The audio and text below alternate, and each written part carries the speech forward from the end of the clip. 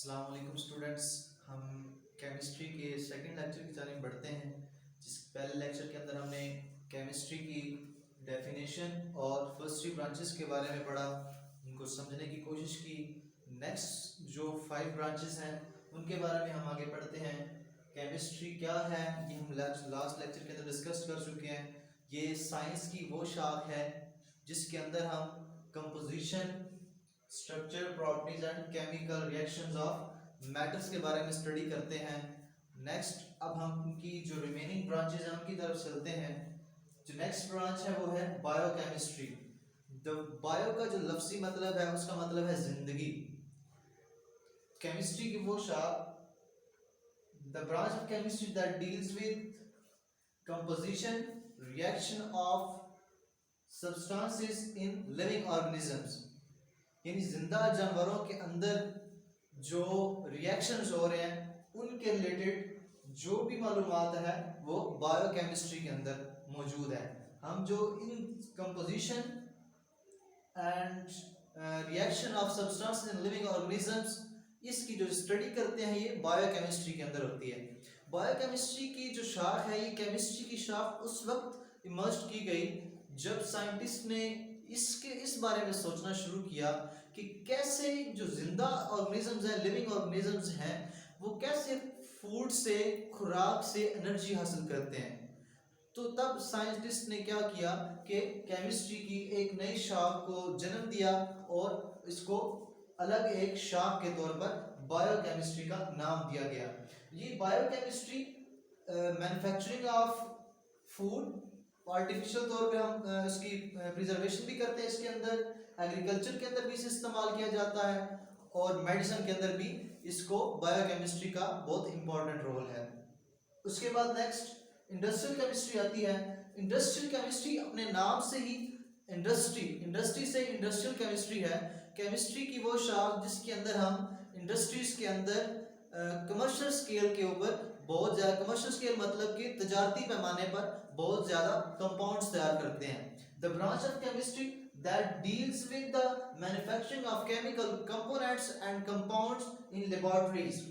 इसके अंदर जो इंडस्ट्रियल केमिस्ट्री के अंदर जो वो है, इसके अंदर टेक्सटाइल के अंदर ये काम करती हैं।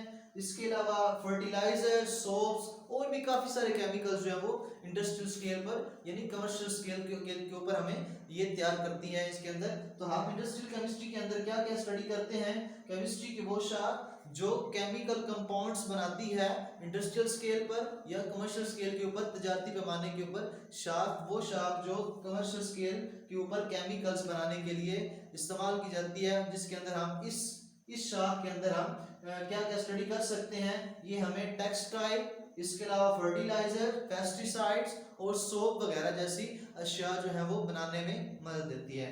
इसके बाद न्यूक्लियर केमिस्ट्री। केमिस्ट्री की वो शाख जिसके अंदर हम रेडियो एक्टिविटी, न्यूक्लियर प्रोसेस और प्रॉपर्टीज के रिलेटेड हम इसके बारे में इसके अंदर स्टडी करते हैं। The branch of chemistry that deals with the radio activity, nuclear process and properties. इसके अंदर हम केमिस्ट्री की ये जो शाख है ये हमें बिजली पैदा करने के बारे में, हमें जो न्यूक्लियर रिएक्टर्स के अंदर हम बिजली इसके थ्रू पैदा करते हैं उसमें उसकी स्टडी के बारे में बताती है। इसके अलावा प्रिजर्वेशन ऑफ फूड के अंदर इसी न्यूक्लियर केमिस्ट्री को हम इस्तेमाल करते हैं। इसके बाद इन्वायरमेंटल केमिस्ट्री, केमिस्ट्री की वो शाख जिसके अंदर हम अपने माहौल के जो मुख्तलिफ हिस्से हैं उनके बारे में, मुख्तलिफ कंपाउंड्स के बारे में, मुख्तलिफ कंपोनेंट्स के बारे में और इंसानी सरगर्मियों के अपने माहौल के ऊपर असर के बारे में डिस्कस करते हैं। The branch of chemistry that deals with the components of environment and the effects of human activity on the environment। इस ब्रांच के अंदर, केमिस्ट्री की इस ब्रांच के अंदर हम क्या करते हैं कि माहौल के जो मुख्तलिफ कंपोनेंट्स हैं, जो मुख्तलिफ पहलू हैं उनके बारे में जानते हैं और इंसानी सरगर्मियों की वजह से जो माहौल पर असर मरतब हो रहे हैं उनके बारे में हम उनके बारे में हम इस एनवायरमेंटल केमिस्ट्री के अंदर स्टडी करते हैं।